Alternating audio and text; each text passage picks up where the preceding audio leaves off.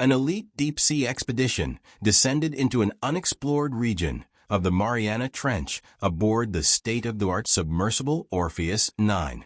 Funded by a private research institute, the mission's objective remained classified.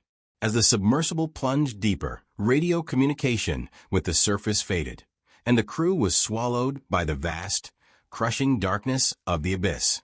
Sonar detected an unnatural structure embedded within the trench's abyssal plain. As the submersible approached, floodlights illuminated a colossal stone door, covered in glowing, indecipherable carvings. Unlike any natural formation, the door appeared both man-made and impossibly ancient.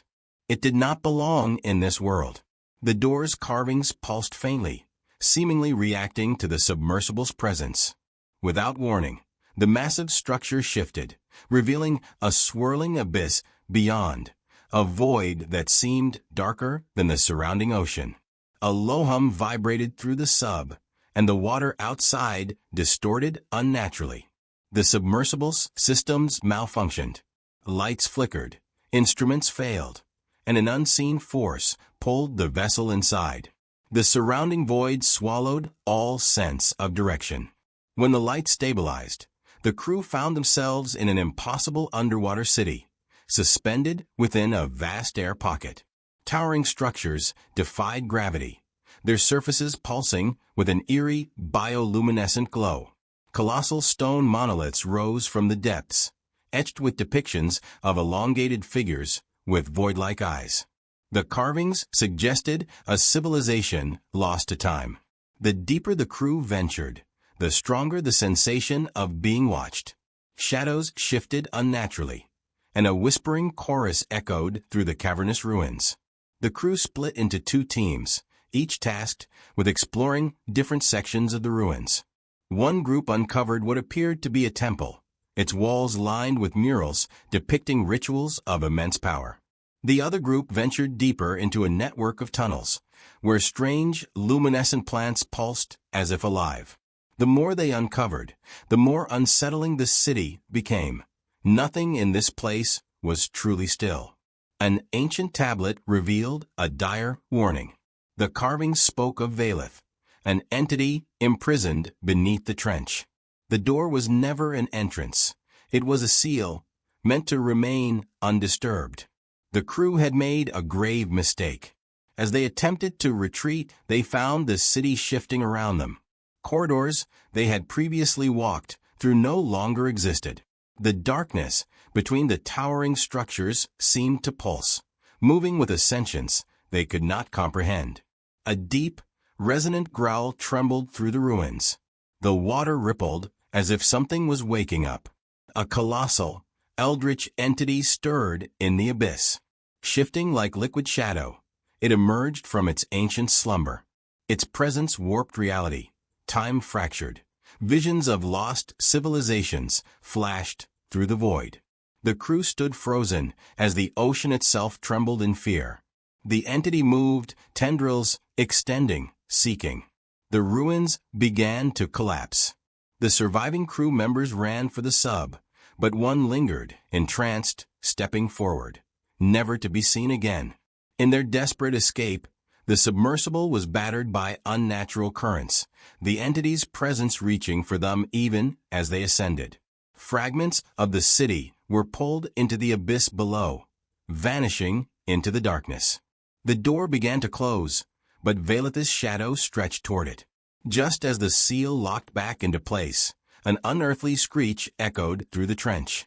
The survivors emerged, gasping for breath, but something was wrong. The ocean did not feel the same. The stars above were unfamiliar, the sky darker.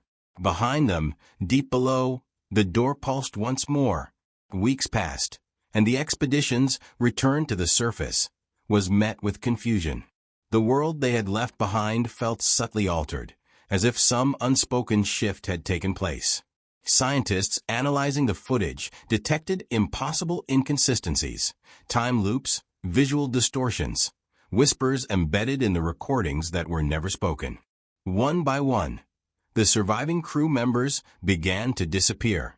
Some vanished without a trace, while others were found in states of catatonic terror, whispering in languages unknown to any living soul. The final log entry remained chillingly clear. We thought we were exploring the ocean, but the ocean was exploring us. A research team was sent back to the Mariana Trench to investigate the crew's claims. When they reached the coordinates of the expedition, they found nothing. The submersible, the ruins, the colossal door, everything was gone.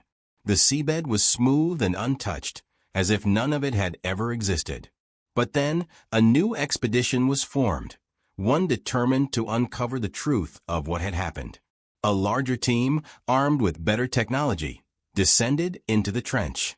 This time, they were prepared, or so they thought.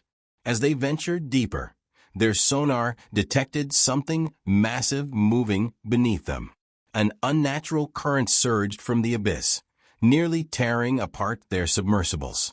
The deeper they went, the more the ocean seemed to push back against them. Instruments failed, power fluctuated, and whispers filled the radio channels. Something ancient had noticed them. This new crew discovered remnants of the lost city, but it had changed. The ruins no longer looked abandoned. Structures were restored, the glowing inscriptions more vibrant than ever. It was as if time had been reversed. They saw figures moving in the darkness, inhuman, elongated shapes with shimmering, obsidian eyes. The crew was no longer alone. As they attempted to retreat, their submersibles were ensnared by massive tendrils that emerged from the depths. Reality fractured. Some saw visions of civilizations long past. Others saw futures that had not yet come to pass. Some glimpsed themselves, older, changed, no longer human. The survivors fought to escape, but only a few made it back to the surface. And when they did, the world was different again. This time, the changes were undeniable. The moon had cracks running across its surface. The tides no longer followed predictable patterns. Creatures unknown to science washed up on distant shores. A final transmission from the last remaining survivor was recovered, though no one could identify the voice. It simply stated, "It is no longer beneath the ocean. It is here,